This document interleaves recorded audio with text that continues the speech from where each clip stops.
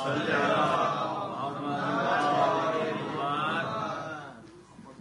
تو بھائی کچھ موسم آج کچھ شدید ہے، غالباً سردی ہے، تو اگر قریب قریب ہو کے بیٹھیں گے تو اس میں کوئی کمی ہو جائے گی.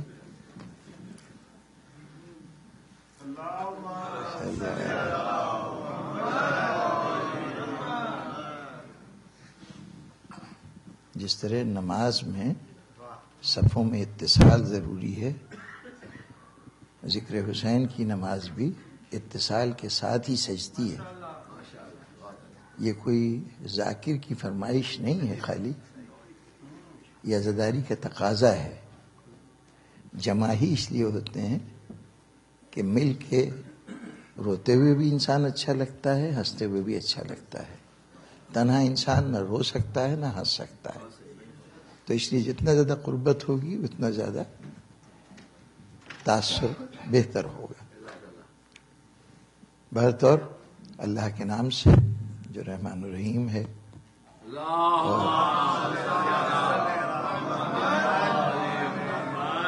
درود و سلام پیغمبر کی ذات گرامی پر اور ان ہستیوں کی ذات پر کہ جنہیں اللہ نے زندگی کی راہ میں ہدایت کے چراغ بنا کے روشن کیا، اور جو اس دنیا کی بھی تاریکیوں کو دور کرتے ہیں اور آخرت کی منزلوں کو بھی آسان بناتے ہیں. اس کے بعد آج کی مجلس نہ صرف یہ کہ میری طرف سے ان ایام اعظام آخری خدمت ہے، بلکہ یوں بھی ایک اعتبار سے فصل عزا کی بھی شام ہے. اب عزائے حسین یوں تو سارا سال جاری رہے گی، لیکن وہ انداز جو اب تک تھا وہ باعث کے بعد باقی نہیں رہے گا. تو واقعہ کربلا اتنے عرصے زیر بحث رہا،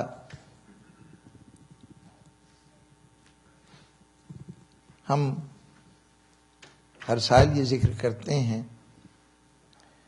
لیکن آج آخری منزل پہ ایک نظر،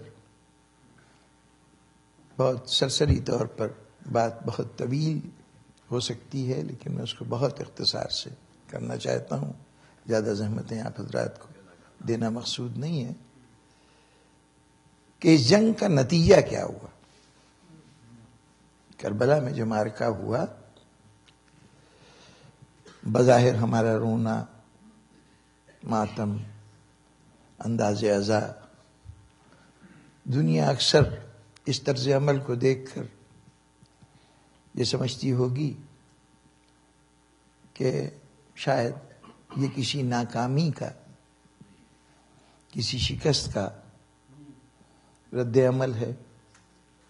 عام طور پر انسان کسی نقصان پر، کسی کمی پر، کسی کی محرومی پر آنسو بہاتا ہے. تو آنسو بہاتا دیکھ کر شاید دنیا یہ سمجھے کہ کوئی شکست ہے، ناکامی ہے جس پر یہ کیفیت ہے. لیکن کیا حقیقتاً ایسا ہی ہے؟ طریقہ اظہار کسی اور موقع پر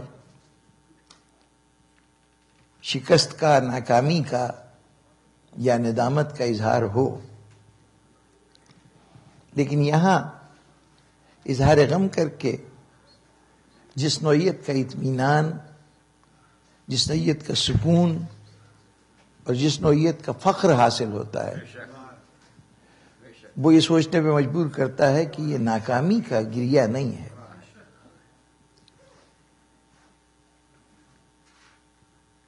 اگر یہ کامیابی ہے تو کیسی کامیابی ہے؟ دنیا جب واقعہ کربلا سے ہمدردانہ رویہ اختیار کرتی ہے تو عموماً کہتی ہے کہ ظاہری طور پر یزید کامیاب ہوا اور حقیقی فتح امام حسین کی ہوئی، یا وقتی طور پر یزید کامیاب ہوا دائمی فتح امام حسین کی ہوئی. دنیاوی اعتبار سے یزید کامیاب رہا، روحانی اعتبار سے، دینی اعتبار سے امام حسین کامیاب ہوئے. یہ درجہ بندیاں کہ یہ فتح کی یہ قسم ہے اور یزید کی فتح اس قسم کی ہے، حسین کی فتح اس قسم کی ہے. فتح صرف فتح ہوتی ہے. یہ کہنا کہ اس قسم کی ہے اس قسم کی ہے، یہ قسمیں معین کی جائیں تو فتح ہے ہی نہیں. یہ تو معذرت خواہانہ لب لہجہ ہے کہ کسی صورت سے فتح وہ کیا کہ جس کو ثابت کرنا پڑے. فتح تو نظر آتی ہے. اب اگر کوئی نہ دیکھے تو اور بات ہے. آج 1400 سال سے ذکر حسین کا یوں زندہ اور تابندہ رہنا یہی ظاہر کر رہا ہے کہ یہ کوئی فتح ہے، شکست نہیں. لیکن اس پر یوں تو تاریخی بحث ہو سکتی ہے. حسین وہ فاتح ہے جو ہر اعتبار سے، وقتی طور پر بھی اور دائمی طور پر بھی، عارضی طور پر بھی، مستقل طور پر بھی، دنیاوی اعتبار سے بھی، روحانی اعتبار سے بھی، ہر اعتبار سے جو پیمانہ بھی آپ مقرر کیجئے گا، حسین فاتح تھا، فاتح ہے.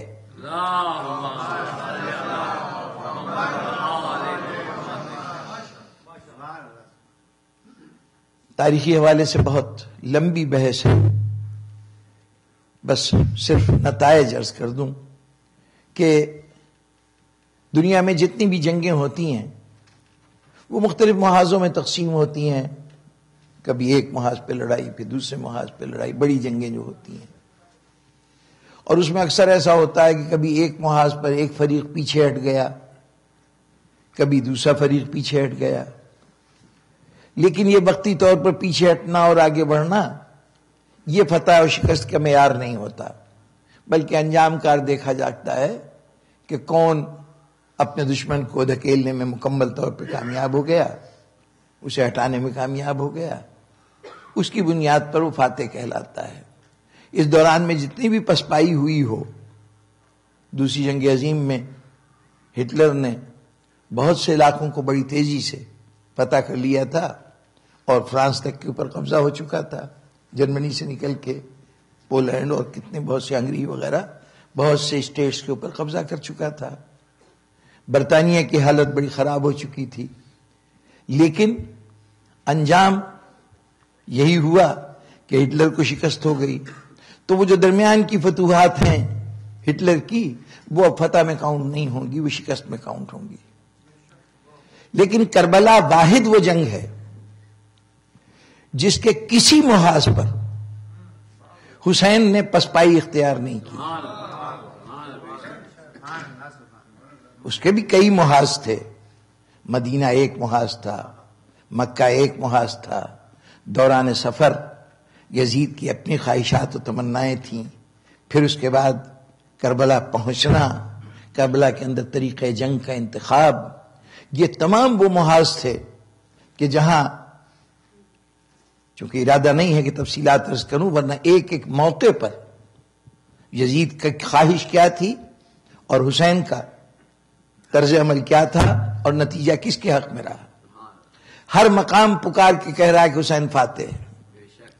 مختصر میں عرض کر دوں کہ حسین کی اور یزید کی جنگ کس بات پہ تھی. فتح کا تو وہاں سے پتہ چلے گا نا. موضوع بحث کیا ہے؟ موضوع بحث یہ ہے کہ یزید کہہ رہا ہے کہ حسین بیعت کریں. حسین نے کہا کہ میں بیعت نہیں کروں گا. میرے جیسا شخص یزید جیسے کی بیعت نہیں کر سکتا. مدینے میں اعلان کیا تھا نا. اس اعلان کے بعد اب یہیں پر مقصد یزید حسین سے بیعت لینا اور منشاء حسین بیعت نہ کرنا. اب چاہے حسین کی اپنی گردن کٹ جائے، خاندان سارے کا سارا شہید ہو جائے، حسین کی شکست صرف اس دن ہوگی جب وہ یزید کی بیعت کر لیں گے، اور یزید کی فتح اس وقت ہوگی جب وہ بیعت لے لے گا. اگر انجام میں سب کچھ یہ جو کچھ بھی ہوا پورا کربلا، یہ بیعت نہ کرنے کی قیمت حسین کی طرف سے دی گئی ہے. اپنے مقصد کے حصول کے لیے قیمت کی زیادتی دیکھ کر یہ فیصلہ نہیں ہوتا کہ کون کامیاب رہا کون ناکام ہوا. مقصد کا کامیابی دیکھ کے فیصلہ ہوتا ہے کہ کون کامیاب رہا ہے کون ناکام رہا. حسین کا مقصد ہے بیعت نہ کرنا، یزید کا مقصد ہے بیعت لے لینا. اب حسین بیعت نہ کرنے کے اس اعلان پہ قائم رہنے کے لیے جو قیمت مانگی گئی ہے وہ دی گئی ہے. اس کا مطلب یہ کہ انکار حسین کی نگاہ میں کتنا بلند تھا، اس کی اہمیت کتنی تھی کہ اس کے لیے قربانیاں دی جائیں.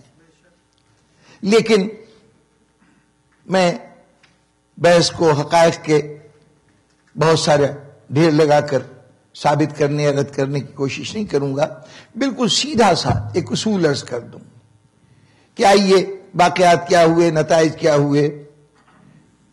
میں ایک اصول سامنے رکھتا ہوں، اس اصول کی صداقت کو پہلے جانچیے. فتح اور شکست کا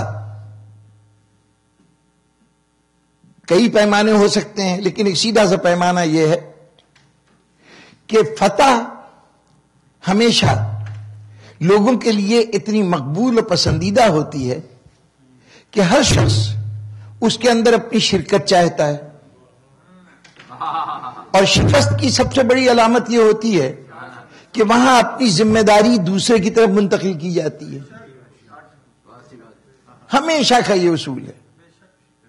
طالب علم اگر امتحان میں ناکام رہ جائے تو دیکھیے میں بیمار ہو گیا تھا، وہ ہمارے گھر کے اندر ایک شادی ہو رہی تھی، اس کے اندر ہنگامہ رہتا تھا، میں پڑھ نہیں پایا، میرے فلاں عزیز کا انتقال ہو گیا تھا، اس نے مجھے مصروف رکھا. یعنی کوشش کر رہا ہے کہ ذمہ داری کسی اور پہ جا پڑے. اور اگر کوئی بچہ بہت اچھے نمبروں سے پاس ہو گیا تو وہ تو خوش ہے ہی، والد صاحب اپنے طور پہ خوش ہیں، استاد اپنے طور پہ خوش ہیں کہ یہ میرے پڑھانے کا نتیجہ ہے. جو ارد گرد کے لوگ ہیں جو کبھی ملاقات ہوتی تھی اور اس کے تعلیمی حالات کے متعلق پوچھ لیتے تھے، وہ بھی کہہ رہے ہیں کہ جناب میں نے اس کو مشورہ دیا تھا فلاں کتاب بھی پڑھ لینا، فلاں بھی تیاری کر لینا. یعنی جیسے ہو سکے اس کامیابی میں کچھ حصہ مجھے بھی مل جائے. جہاں ذمہ داری دوسروں پہ ڈالی جائے وہاں شکست ہے، اور جہاں سہرا اپنے سر باندھنے کی کوشش کی جائے وہ فتح ہے. بین الاقوامی اصول، یہ کوئی کسی یہ نہیں ہے کہ کسی گروہ سے وابستہ ہے یا کسی جماعت سے وابستہ ہے. خیبر کا معرکہ تھا، تاریخ دیکھیے، روز فوج جاتی تھی واپس آ جاتی تھی، تو واپس آ کے ایک بحث ہوتی تھی کہ سپاہی کہتے تھے سردار پہلے بھاگا، سردار کہتے تھے کہ سپاہی پہلے بھاگ کھڑے ہوئے تھے، مجبوراً مجھے بھی آنا پڑ گیا. اب جب تک یہ سلسلہ جاری ہے کہ یہ پہلے بھاگے تھے ہم بعد میں، اور وہ کہہ رہے ہیں نہیں یہ پہلے بھاگے تھے ہم بعد میں، اس وقت تک ہر دیکھنے والا سمجھ جائے گا کہ یہ شکست کھا کے آئے ہیں. اگر کامیاب ہوتے تو کوشش ہوتی کہ وہاں تو میں بھی موجود تھا، اکیلے یہ ہوا، مرہب کا سر کٹ گیا. تو دلچسپ روایتیں ملتی ہیں، بعض وہاں ایسے حضرات جو سرے سے جنگ میں تھے ہی نہیں، مورخ نے کہا کہ وہ در حقیقت اصل میں مرہب کو تو فلاں انصاری نے مارا تھا جو اس جنگ میں شریک بھی نہیں ہوئے تھے، اور وہ علی کو بعد میں وہاں سے گزرے تو اس کو دیکھا کہ وہ سسک رہا ہے تو انہوں نے اس وقت اس کا سر کاٹ لیا تھا. یعنی کم از کم ایک کوشش ہے.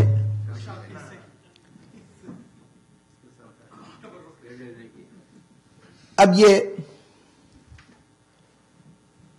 کس واقعے کا حوالہ دوں؟ ایک بلوچستان میں ایک قوم ہے بلوچ، اس کے ایک سردار ہے سردار دودا خان. یہ تقریباً 80s کی بات ہے کہ ان دودا خان صاحب قلم آدمی ہیں. ان کا ایک مقالہ لندن میں دیکھنے کا اتفاق ہوا، کوئی 52 صفحے کا مقالہ تھا بلوچ قوم کی ابتدا پر. انہوں نے کہا کہ اصلاً ہم لوگ حلب کے علاقے میں آباد تھے. امام حسین السلام جب کربلا میں جا رہے تھے تو ہم میں سے کچھ ایک غلام جس کا نام بلوش تھا، اور وہ بلوش اس لیے کہ اصل نام بلوچ تھا لیکن چے عربی زبان میں رائج نہیں ہے، اس لیے وہ بلوچ کہلاتا تھا. وہ امام حسین علیہ السلام کے لشکر میں شامل تھا اور وہاں وہ شہید ہوا. البتہ اس کی اولاد باقی بچی تھی جو اس کے ساتھ نہیں تھی وہاں پر. ہم اس بلوچ کی اولاد میں سے ہیں، ہم بلوچ، ہمارا اوریجن یہ ہے. اب یہ واقعہ تاریخی طور پر صحیح ہو یا نہ ہو، لیکن اس سے ایک جذبے کا اظہار ہو رہا ہے کہ اگر حسین سے نہ صحیح، حسین کے کسی عزیز سے نہ صحیح، حسین کے کسی دوست سے نہ صحیح، اگر حسین کے غلاموں سے بھی کوئی ربط قائم ہو جائے تو میرے لیے سرمایہ افتخار ہے.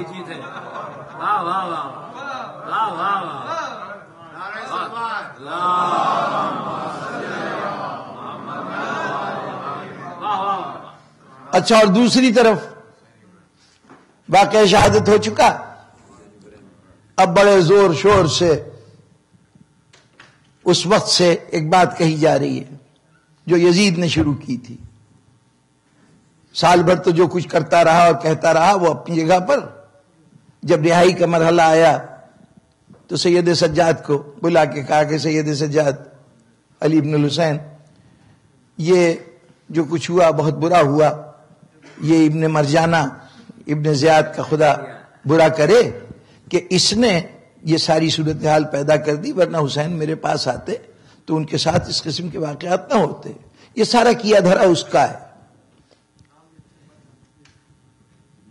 ابن زیاد نے سنا تو جواب میں کہا کہ اچھا یہ سارا الزام مجھ پہ ڈالتا ہے، جبکہ تمام احکامات اس کی طرف سے دیے گئے تھے اور مجھے بصرے کی گورنری کے ساتھ کوفے کا ایڈیشنل چارج ہی اس لیے دیا گیا تھا کہ میں حسین کو ختم کروں.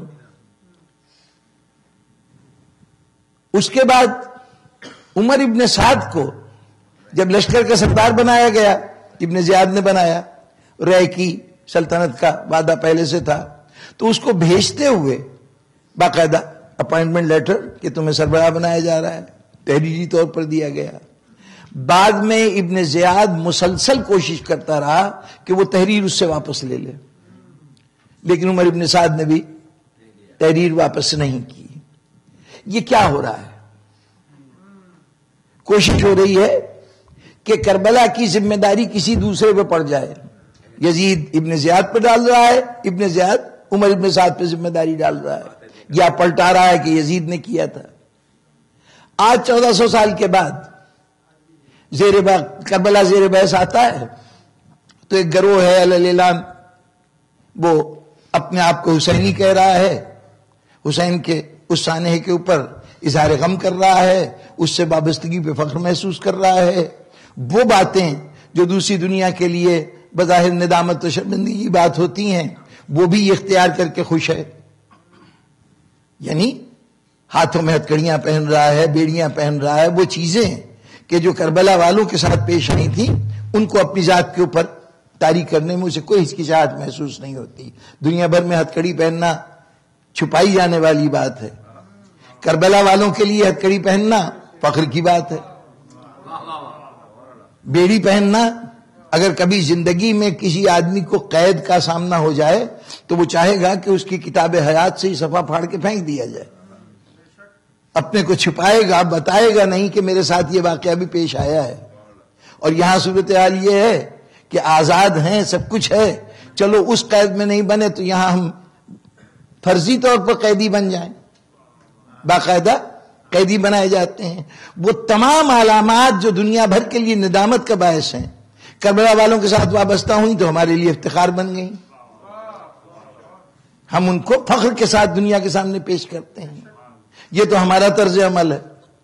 دوسری طرف ایک بہت بڑا گروہ ہے جو کہتا ہے یہ جو رو رہے ہیں نا، یہ جو ماتم کر رہے ہیں، انہوں نے مارا ہے، انہوں نے مارا ہے، ہمارا قصور نہیں ہے، ہمارا کوئی تعلق نہیں ہے. جناب والا یہ کون سی یزید کی فتح ہے کہ یزید سے لے کر آج تک کے حامیان یزید تک یزید کی یہ سو کالڈ فتح اپنے وارث کو ڈھونڈ رہی ہے، وارث نہیں ملتا.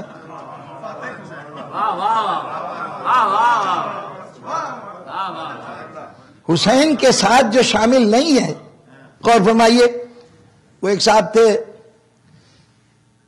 اب تو آج کل پس منظر میں شاید چلے گئے ہیں، ایک نائک صاحب، ذاکر نائک کا، انہوں نے ایک جگہ خطبہ دیتے ہوئے بڑے اس سے دعویٰ کیا تھا ہم دہشت گرد نہیں ہیں، اور اس میں انہوں نے بات یہ کہی کہ یہاں تقریباً 1 لاکھ سے زیادہ کا مجمع ہے، اس میں مختلف مذاہب کے لوگ بیٹھے ہوئے ہیں، اور میں اتنی دیر سے تقریر کر رہا ہوں، یہاں پر مسلمان بھی ہیں اور غیر مسلم بھی ہیں، لیکن کسی مسلمان نے کسی غیر مسلم کو کچھ نہیں کہا، اس سے ثابت ہوا کہ ہم دہشت گرد نہیں ہیں۔ چلیے ماشاءاللہ یہ ثبوت ہے کہ نہیں ہے؟ برتر اس وقت مجمع میں سے ایک شخص اٹھ کھڑا ہوا، اس نے کہا، اس نے اپنا نام بتایا کہ میں یہاں ایم پی ہوں، صوبائی اسمبلی کا ممبر ہوں انڈیا کے اندر۔ تو اس نے کہا کہ میں ذات کا برہمن ہوں، دت نسل سے تعلق رکھتا ہوں، اپنا نام بھی بتایا اس نے، اور اس نے کہا کہ جناب یہ آپ نے جو خطاب فرمایا تو میں کچھ عرض کرنا چاہتا ہوں، اور وہ یہ عرض کرنا چاہتا ہوں کہ تاریخ اسلام میں سب سے پہلی اور سب سے بڑی اسٹیٹ ٹیررزم کی مثال کربلا ہے۔ کربلا میں ٹیررزم کا مظاہرہ، دہشت گردی کا مظاہرہ ہوا، اس دہشت گردی پر صرف ایک آدمی نے آواز اٹھائی، اس کا نام تھا مختار سقفی، اور اس مختار سقفی کے ساتھ اوروں نے تو جو کیا ہو سو کیا ہو، ہم دت برہمن ہم نے اس کے ساتھ شامل ہو کر اس دہشت گردی کے خلاف جنگ کی تھی، دہشت گردوں کے خلاف جنگ کی تھی، اور اس کے اندر ہم نے اپنی جانوں کی قربانیاں پیش کی تھیں۔ ہمیں یہ فخر ہے کہ ہم اس نسل سے تعلق رکھتے ہیں۔ یعنی وہ بہت سارے الفاظ میں یہ کہہ رہا تھا کہ یہ آپ تو کہتے ہیں کہ آپ دہشت گرد نہیں ہیں، سب سے بڑی دہشت گردی آپ کے خلیفہ نے کی ہے، اور اس پر آپ کا رد عمل سوائے خاموشی کے کچھ نہیں۔ اگر آپ اس میں پارٹیسپینٹ نہیں تھے تب بھی آپ خاموش رہے۔ اس وقت ہم غیر مسلم ہوتے ہوئے اور دوسرے علاقے کے لوگ ہوتے ہوئے ہم تو دہشت گردی کے خلاف اٹھے، آپ نہیں اٹھے۔ وہ ان کی سمجھ میں جواب ہی نہیں آیا، وہ کسی اور مسئلے کے اوپر الجھ گئے، اور وہ مسئلے پہ الجھے ایسے کہ اس کے بعد وہ بیچارے صفحہ شہرت سے ان کا نام کاٹ دیا گیا۔ انہوں نے بجائے سوال کا جواب دینے کے امام حسین السلام کو موضوع بنا لیا، اور بس پھر وہاں بس قدرت بھی انتظار کرتی ہے کہ اچھا ڈھیل دیتے ہیں۔ جو وقتی طور پر علم کا خول چڑھا رکھا تھا وہ ایک اس واقعے میں ان کے رد عمل سے اس طرح سے پنکچر ہوا کہ معلوم ہے جو کچھ تھا وہ غبارہ تھا، کوئی ٹھوس لوہے کی، یعنی ان کی قابلیت کوئی ٹھوس چیز نہیں تھی، بالکل وہ ختم ہو گیا سلسلہ ان کا۔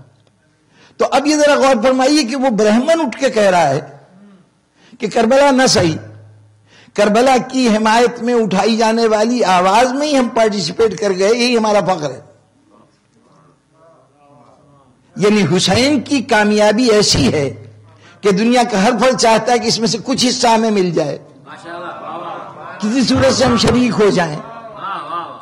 اور یزید کی سو کالڈ کامیابی ایسی ہے کہ یزید سے لے کر ان کا ہر پیروکار کوئی بھی اس بات کو ماننے کو تیار نہیں کہ ہم اس کے ذمہ دار ہیں۔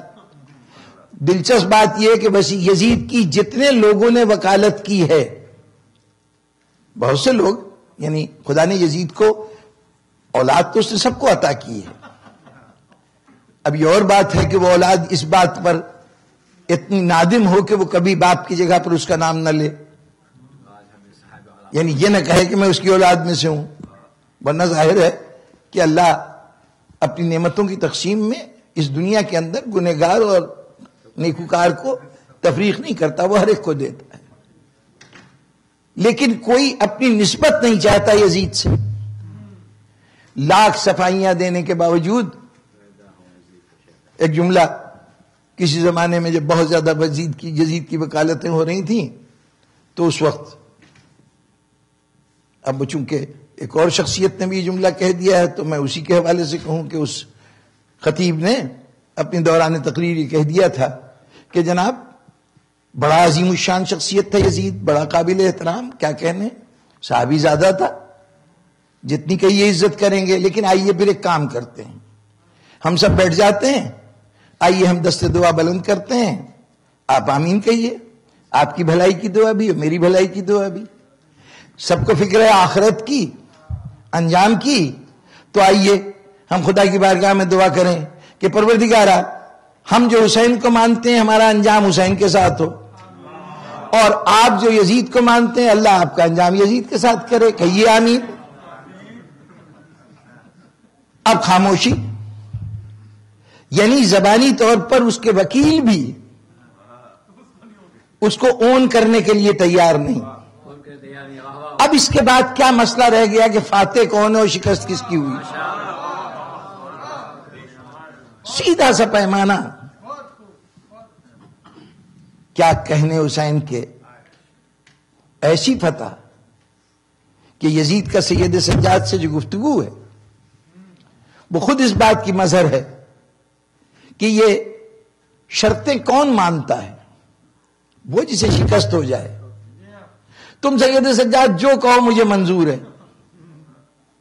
سید سجاد نے جواب دیا تھا کہ ساری بات تو سنتے رہے، وہ دیت کی پیشکش کی گئی، خونبہا کی، آپ نے انکار کر دیا،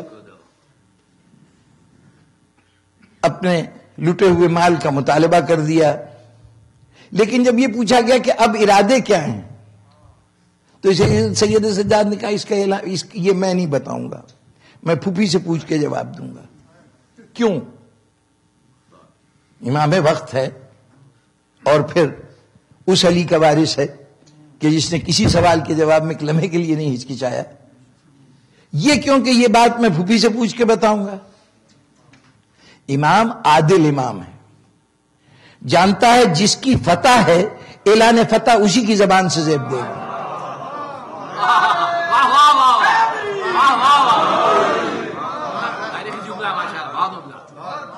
یہ زینب کی کامیابی تھی، یہ مصلحت امام ہے کہ امام زمانہ موجود ہے، لیکن اس جنگ کو حسین نے زینب کے سپرد کیا ہے. اب سید سجاد ساتھ ہیں. دیکھیں ایک مرحلہ آیا تھا کربلا میں، جب خیموں میں آگ لگی تو جناب زینب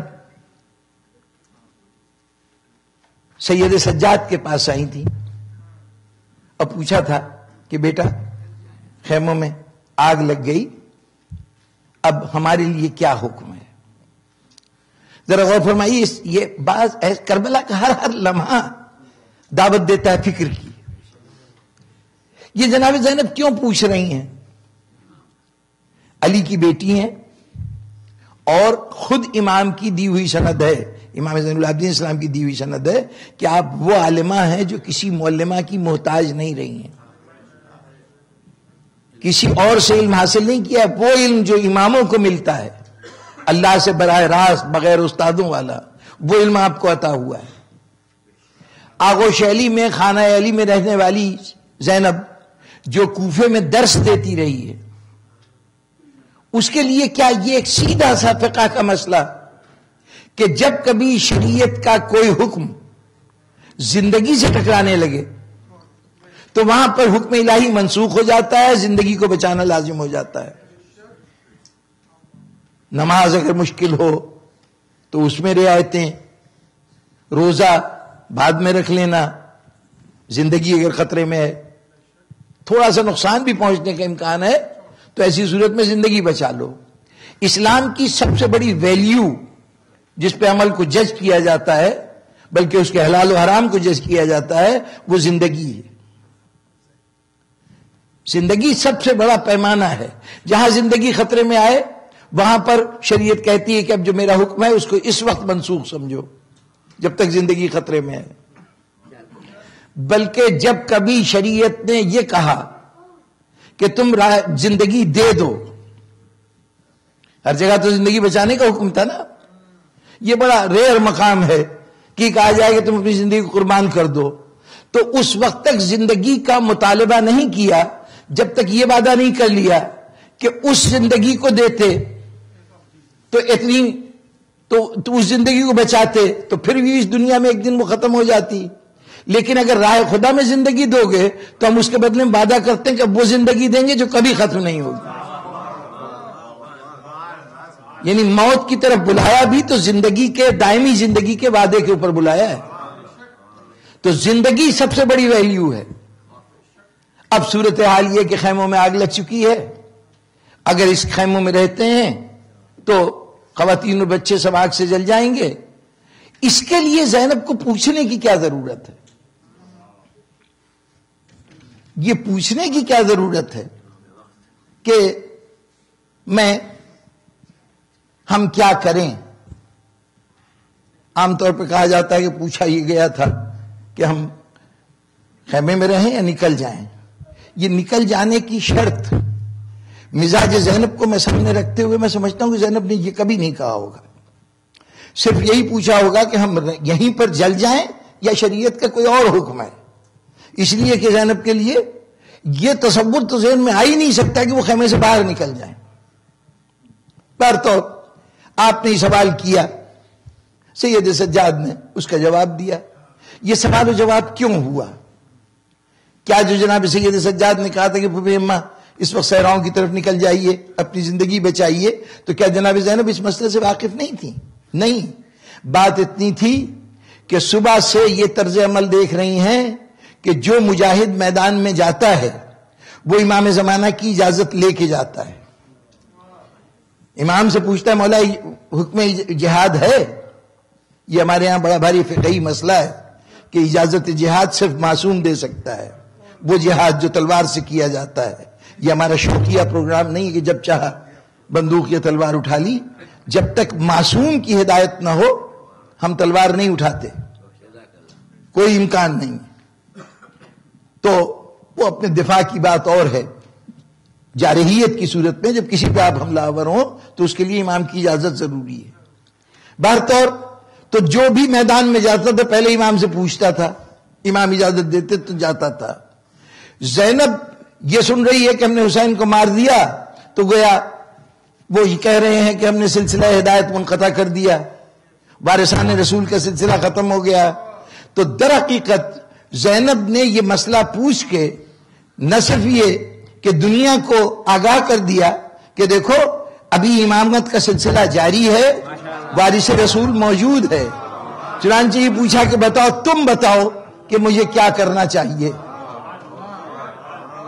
اس سے اب جب سید سجاد نے اجازت دے دی کہ پھوپھی اماں آپ صحرا کی طرف نکل جائیے، تو یہ اجازت جناب زینب کو جو دی گئی ہے اس کا مطلب یہ کہ اب جہاد کی قیادت آپ کے پاس ہے. جتنا جہاد اس کے بعد ہے وہ آپ کو کرنا ہے. اب سید سجاد ساتھ چل رہے ہیں تو یوں سمجھ لیجئے کہ نگران کی حیثیت ہے. اگر کہیں ضرورت پیش آئے گی تو جہاں امداد کی ضرورت ہوگی جناب زینب کو، بعض گھڑیاں ایسی آئیں کہ جہاں سید سجاد کی مدد کی ضرورت پیش آئی تھی، الجھن نہ رہ جائے. اور درباروں میں جانا، ابن زیاد کے دربار میں جانا زینب کے لیے اتنا مشکل نہیں تھا، لیکن یزید کے دربار میں جانا بہت مشکل تھا. وہاں پر ایک مرتبہ ہچکچا گئی تھی زینب، تو سید سجاد نے کہا تو پھوپھی اماں میں بھی تو ساتھ ہوں نا، چلیے. غرض اب قیادت زینب کے پاس ہے،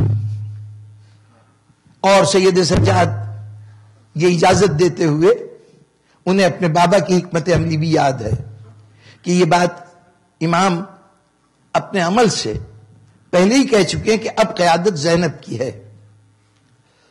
2-3 باتیں. جب امام وقت آخری ملاقات کے لیے تشریف لائے تو خیمے میں گئے تو بیویوں نے جو اور بچی تھی انہوں نے بعد میں یہ تذکرہ کیا کہ جب امام وقت آخر تشریف لائے تو وہ سید سجاد کے خیمے میں گئے تھے. اس کے بعد جب واپس آئے تو ان کی واپسی دیکھ کر ہمیں یقین ہو گیا کہ امام کی آخری ملاقات ہے، بس اب اس کے بعد امام شہید ہو جائیں گے. کہا کیسے پتہ چلا؟ کہا جب گئے تھے تو آگے خود جا رہے تھے، زینب پیچھے تھی. جب سید سجاد کے خیمے سے باہر آئے ہیں تو زینب آگے تھی، حسین پیچھے تھے. اس کا مطلب یہ ہے کہ اب جنگ کے باقی حصے کا چارج زینب کے حوالے کر دیا گیا ہے. پھر جاتے ایک اور واقعہ ہوا، اور وہ واقعہ یہ ہوا کہ امام حسین السلام بہن سے رخصت ہو کے باہر جا رہے تھے. ایک مرتبہ باہر سے آوازیں آئیں کہ حسین اب کس چیز کا انتظار کر رہے ہو؟ اب لوگوں کا ہجوم جو ہے وہ خیموں کے قریب آ گیا ہے. لوگ آ کے آوازیں دے رہے ہیں کہ حسین کس چیز کا انتظار کر رہے ہو؟ بھائی تمہارا مارا گیا، بیٹا تمہارا مارا گیا، سارا کنبہ تمہارا مارا گیا، اب زندہ کس کے لیے ہو؟ آؤ اپنی گردن کو پیش کرو، ہم تمہاری زندگی سے تمہیں نجات دلا دیں. یہ گویا حسین کو ایک بزدلانہ موت کی دعوت دی جا رہی ہے. تو زینب نے ایک مرتبہ سنا تھا اور کہا تھا بھیا سن رہے ہو یہ کیا کہہ رہے ہیں؟ ایک مرتبہ مجھے معلوم ہے تم بہت پیاسے ہو، تمہارا جسم زخموں سے چور ہے، اور دل پہ جو زخم لگے ان کا تو حساب ہی نہیں کہ کتنے گہرے گھاؤ ہیں، لیکن بھیا ایک مرتبہ ان کو بتا دو کہ میرے دودھ کی تاثیر کیا ہے، میرے ماں کے دودھ کی تاثیر کیا ہے. حسین مسکرائے، اچھا بہن گھبراؤ نہیں. چلے حسین. اب زینب کی آنکھوں سے آنسوؤں کی لڑی جاری ہے. ایک مرتبہ حسین پلٹے، کہا بہن کیا یہ پسند کرو گی کہ جب شمر کا خنجر میری گردن پہ چلے تو میری آنکھوں میں آنسو آ جائیں؟ بھیا سیدہ کا لال اور خنجر کے زخم کے سامنے رونے لگے؟ ایسا نہیں ہو سکتا. کہا بہن خنجر کا وار مجھے نہیں رلائے گا، یہ جاتے ہوئے تیرا روتا ہوا چہرہ یاد آ گیا تو اسے برداشت نہیں کر سکے گا. بہن اگر یہ چاہتی کہ میں ہنستے ہوئے دنیا سے جاؤں، مسکراتے ہوئے اپنی جان قربان کروں، تو وعدہ کرو کہ اب رو گی نہیں. اس کا ہرگز یہ مطلب نہیں تھا کہ امام یہ کوئی شرعی حکم جاری کر رہے ہیں کہ رویا نہ جائے. لوگوں نے اس وصیت کو بڑا استعمال کیا ہے. یہ حکم شرعی نہیں تھا. یہ صرف یہ کہا جا رہا ہے کہ زینب اب ذمہ داریاں تمہارے کندھوں پہ ہیں. اگر روتی رہی تو سکینہ کو اونٹ سے گرتے ہوئے کون دیکھے گا؟ سید سجاد کے چہرے کے بدلتے ہوئے رنگ کو کون دیکھے گا؟ زینب اب تمہاری ذمہ داری ہے. دیکھو اب اگر روگی تو پھر تم قیادت کی ذمہ داریاں پوری نہیں کر سکتی. زینب نے آنکھوں سے آنسو پوچھا. اب تصور نہیں کر سکتے یہ کتنا مشکل فیصلہ تھا. جب صدموں پہ صدمے پڑے تو واحد ذریعہ سکون آنسو. جب کبھی دل کو چوٹ لگے تو واحد ذریعہ سکون آنسو ہوتے ہیں کہ انسان رو لیتا ہے، دل کی بھڑاس نکل جاتی ہے، سکون آ جاتا ہے. اگر یہ کہہ دیا جائے زینب تمہیں رونا نہیں تو یہ اتنا مشکل کام ہے، اور خاص طور پر خواتین کے لیے تو بالکل ہی انتہائی شدید دشواری کا سامنا ہے. اپنے آنسوؤں کو کیسے ضبط کرے؟ لیکن زینب نے وعدہ کر لیا اچھا بھیا اب زینب نہیں روئے گی. اب بڑے بڑے موقع آئے. شام غریباں سے کم موقع تھا. خیموں میں آگ لگی ہوئی ہے، بیویاں کہیں جا رہی ہیں، بچے بھاگتے ہوئے کہیں جا رہے ہیں، زینب ایک ایک کو سنبھال رہی ہے. پھر یہاں تک نوبت آئی کہ جلے ہوئے خیموں کی راکھ سے 2 بچوں کی لاش اٹھائی زینب نے. اس وقت عباس کو مخاطب کر کے کہا ہوگا کہ بھیا عباس دیکھو تم لوگوں کے بعد اب زینب کو کیا کیا کرنا پڑ رہا ہے. لاش کو لے جا کے گنج شہیدہ میں رکھا، سکینہ کو بابا کے سینے سے اٹھا کے لائی. شاید بچوں کی پیاس بجھانے کے لیے حکم شریعت تھی کہ زندگی بچانی ہے، تو اب تو چونکہ دریا پہ پہرے نہیں رہے، جس کا خوف تھا وہ تو بازو کٹائے سو رہا تھا نا، اس لیے پہرے ہٹا دیے گئے تھے. چنانچہ دریا سے پانی لانے کا اہتمام بھی سکینہ اور زینب اور ام کلثوم نے کیا ہوگا. یہ سارے عمل ہو رہے ہیں، لیکن ہر مرتبہ لاش حسین کی طرف مڑ کے کہتی بھیا دیکھو میں رو نہیں رہی ہوں. 11 محرم کی صبح طلوع ہوئی، بیویاں گئیں اپنے اپنے عزیزوں کی لاشوں پہ جا کے بیٹھ گئیں. ماتم ہونے لگا، رونے لگی بیویاں. زینب حسین کی لاش پہ آئی. بھیا بھیا تم نے قربانی پیش کر دی نا. ایک مرتبہ زینب نے ایک ہاتھ حسین کے سینے کے نیچے ڈالا، ایک کمر کے نیچے، دونوں ہاتھوں سے یا علی کہہ کے حسین کے لاشے کو ہاتھ میں اٹھا لیا. خدا بندہ یہ ہمارا نذرانہ ہے تیری بارگاہ میں. خدا بندہ یہ دنیا سے اس عالم میں گیا ہے کہ پیاسا تھا، یہ کہہ کے باقاعدہ نظر پیش کی. ذرا سوچئے بہن کے لیے کتنا بڑا نازک مرحلہ تھا، لیکن زینب اس مرحلے سے گزر گئی. پھر تو اب کون سا مرحلہ ہے کہ جہاں آنسو نہ نکل رہے ہو. لیکن اللہ نے زینب وعدہ کیا تھا نا. چنانچہ کوفے کے بازار میں ایک ایسا موقع آیا کہ ابھی رات بھر ان کو شہر سے باہر ٹھہرایا گیا.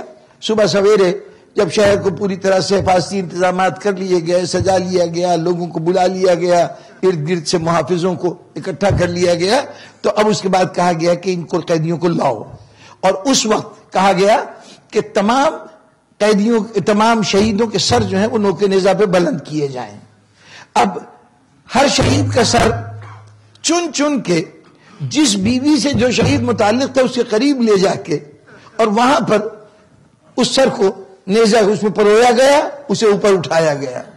زینب نے دیکھا کہ امام حسین کا سر لایا گیا، زینب کے اونٹ کے ساتھ رکھا گیا اور ایک ظالم نے پوری قوت سے اپنا نیزہ مارا.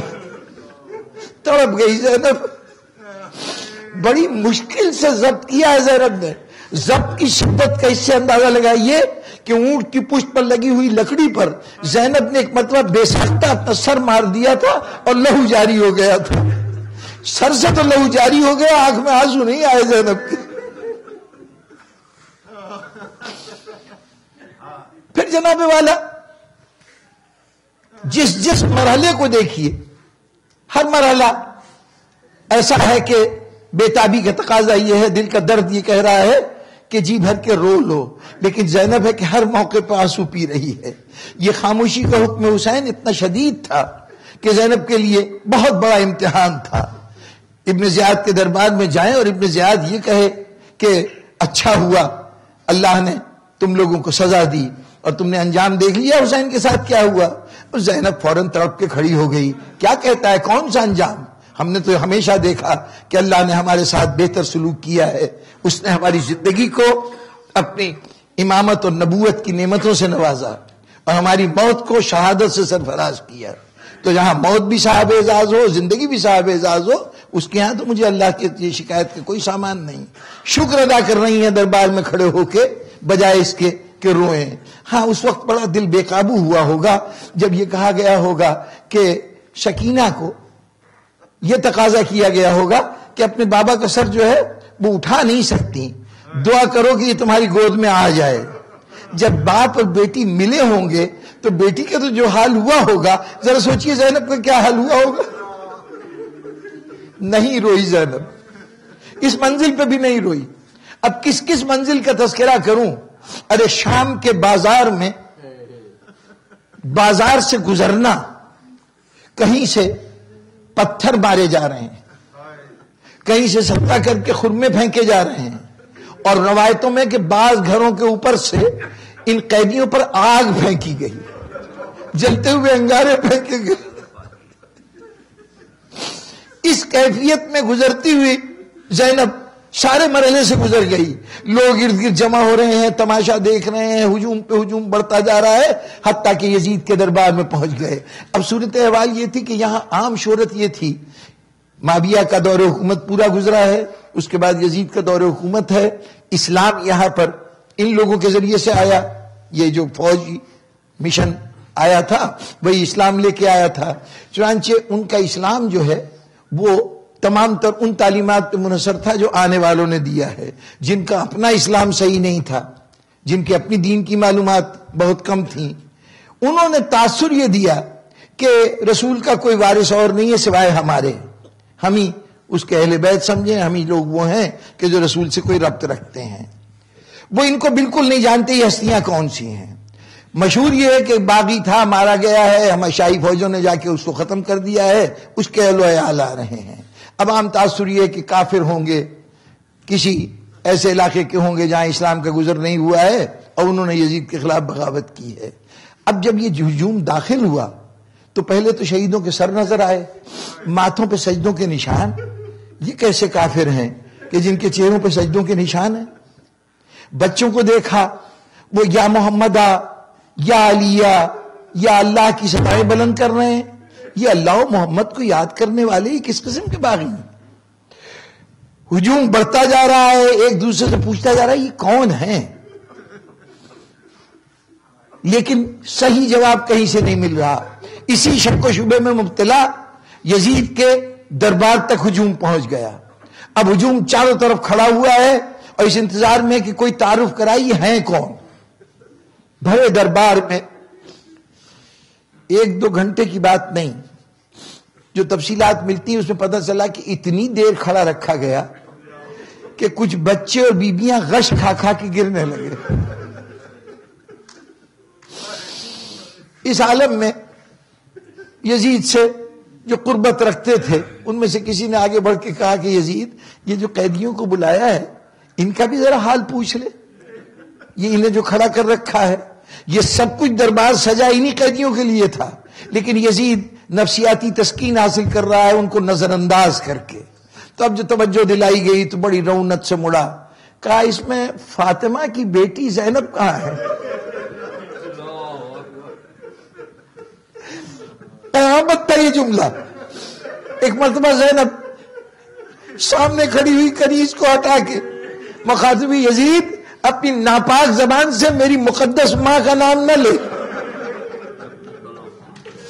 کہنے کو تو یہ جملہ زینب نے کہہ دیا، لیکن بھرے دربار میں وہ جو ڈھیروں لوگوں کا ہجوم کھڑا تھا، یہ 700 کرسی نشینوں کے علاوہ ہجوم ہے جو کھڑا ہوا ہے، وہ حیران ہے کہ یہ کون لوگ ہیں کہ جن کی ماں اتنی مقدس ہے کہ وقت کا شہنشاہ اگر کسی کا نام لے لے تو اس کے لیے عزت کا باعث ہوگا. یہ کون ہے کہ وہ کہہ رہی کہ اپنے نجس زبان سے میری مقدس ماں کا نام نہ لے؟ کون ہے یہ مقدس ماں؟ اب سب کی توجہ زینب کی طرف ہو گئی. جب تمام توجہ زینب کی طرف ہو گئی تو ایک مرتبہ زینب مخاطب ہوئی، لوگو تمہارا ایمان کیا ہے، کون سے مذہب میں ہو؟ انہوں نے کہا الحمدللہ مسلمان ہیں. کس کا کلمہ پڑھتے ہو؟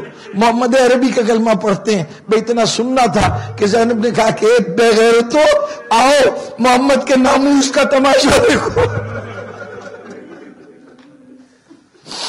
یہ رسول اللہ کی عزت ہے جو تمہارے سامنے کھڑی ہے. تہلکہ مچ گیا دربار میں. ایسے موقع پر شاید زینب کے آنسو نکل آتے لیکن نہیں روئی. ارے جناب سب سے مشکل گھڑی تھی کہ زینب ایک لاش لیے کھڑی تھی. سید سجاد اپنی ہتھکڑی کے کڑے سے زمین کو کھرچ کھرچ کر قبر بنا رہا تھا. حسین کی امانت تھی، اس کو قبر میں دفن کر دیا گیا. زینب سارے مرحلے کو دیکھتی رہی، آنکھ میں آنسو نہیں آئے، نہیں روئی.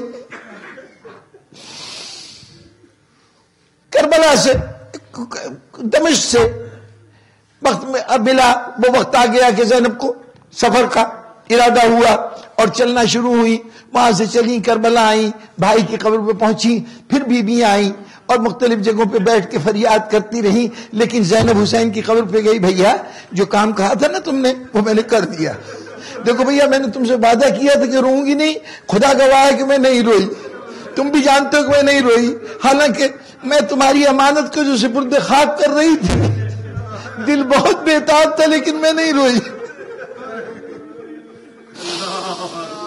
نہیں روئی زینب. سرزمین کربلا سے زینب مدینے آئی. اب ذرا سوچئے، کہتے ہیں کہ 18 بھائیوں کی بہن تھی زینب، جو کم از کم 6 بھائیوں کو قربان کر کے آئی ہے کربلا میں. کربلا میں زینب کے 6 بھائی کم سے کم شہید ہوئے ہیں. دل پہ نہ معلوم کتنا درد ہوگا. اب ایسی حالت میں ایک بھائی محمد حنفیہ، امام حسین سے کے بعد جو سب سے پہلے بیٹے ہیں جناب امیر کے، وہ محمد حنفیہ ہیں. وہ آئے تھے جناب زینب کے استقبال کے لیے، ان قیدیوں کے استقبال کے لیے. اب بہن ایک بھائی سے مل رہی ہو، 6 بھائیوں کو کربلا میں دفن کر کے آئی ہو، کتنا دل بے قرار ہوا ہوگا، جو اپنے اوپر کتنا ہی ضبط کر رہا ہو. جب عزیز قریب آتا ہے تو بے ساختہ دل چاہتا ہے گلے میں باہیں ڈال کے آنسو بہا لے. یہاں پردیس میں بیٹھے ہوئے کسی عزیز کے انتقال کی خبر آئے، بڑا ضبط کرتے ہیں، اطمینان سے سارے معاملات دیکھتے ہیں، سفر کرتے ہیں. جب سفر کر کے دوسرے دن تیسرے دن اپنی منزل پہ پہنچتے ہیں، جہاں کوئی بھائی بہن قریب آ گیا اب برداشت نہیں رہتی، دل کی بڑاس نکال دیتے ہیں. لیکن اللہ نے زینب محمد نبی آگے بڑھے، کہا بھائی ذرا بھی ہٹ جاؤ، ابھی میرا کام ختم نہیں ہوا، مجھے رپورٹ تو پیش کر لینے دو نا نانا کے مزار پہ۔ وہاں سے نکلی، قبر رسول پہ آئی، ابھی زینب کی آنکھ میں کوئی آنسو نہیں، قبر رسول پہ آئی، آ کے خطاب کیا، نانا زینب آ گئی، آپ کا دین قیامت تک کے لیے محفوظ ہو گیا، بڑے دور کا سفر کر کے آئی ہے، بہت سے تحفے لائی ہے، ایک تحفہ قبر پہ رکھ دیا، یہ آپ کے بیٹے حسین کا پیراہن ہے، اور دوسرے تحفے کے لیے کہا نانا کچھ تحفے ایسے جو میں اس مجمع میں دکھا نہیں سکتی، لیکن آپ کی نگاہوں سے پوشیدہ نہیں ہوگا، میرے بازو پہ رسیوں کے نشان ہے، میرے پشت پہ دروں کے نشان ہے۔ نانا کی قبر پر یہ کہہ کے، اب ابھی تک زینب کی آنکھوں میں آنسو نہیں ہے، ایک مرتبہ وہاں سے چلی، پورا قافلہ، نزدیک ہی وہ مقام تھا جسے محلہ بنی ہاشم کہتے ہیں، جس جگہ محلہ بنی ہاشم شروع ہوتا تھا، گلی سے فوراً پہلے ایک راستہ بنی ہاشم کے محلے میں جاتا تھا، اور وہاں سے ایک پگڈنڈی کٹتی تھی جو ایک اور طرف جاتی تھی، سارا قافلہ بڑھا محلے کی طرف، زینب تنہا پورے قافلے کو چھوڑ کر اس پگڈنڈی پہ چلی۔ فضہ نے دیکھا وہ شہزادی کے پیچھے پیچھے چلی، کیا دیکھا کہ شہزادی بڑھتی جا رہی ہے قبرستان کی طرف، کچھ دور تو زینب سے اپنی طاقت سے چلا گیا، پھر ایسا لگا کہ اب زینب کی طاقت جواب دے رہی ہے، اب اپنے ہاتھوں سے اپنے پیر کو اٹھاتی ہے،